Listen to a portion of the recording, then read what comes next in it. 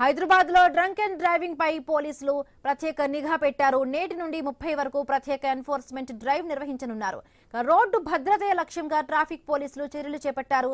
Drunk and driving చేసి ప్రమాదానికి కారణమైతే motor వాహనాల చట్టం సెక్షన్ 185 సెక్షన్ కింద కూడా కేసులు నమోదు చేయనున్నారు. మైనర్లు వాహనాలు నడపడంపై నిషేధం విధించారు. మైనర్లకు వాహనాలు ఇచ్చిన యజమానులపైన కేసులు నమోదు చేయనున్నారు. అలాగే ప్రమాదం జరిగితే బిఎన్ఎస్ కింద అదనపు కేసులు కూడా నమోదు చేయనున్నారు పోలీసులు. 10,000 జరిమానా లేదా 6 నెలల జైలు శిక్షను విధించనున్నారు. ప్రమాదం తీవ్రత ఆధారంగా శాశ్వతంగా లైసెన్స్ రద్దు చేసే అవకాశం కూడా ఉంది. ఎవరైనా ట్రాఫిక్ ఉల్లంఘనలకు పాల్పడితే తమకు తెలియచేయాలని ప్రజలకు విజ్ఞప్తి చేశారు. ఫేస్బుక్, ఎక్స్, వాట్సాప్ ద్వారా ఫిర్యాదులు స్వీకరించనున్నట్లుగా తెలిపారు.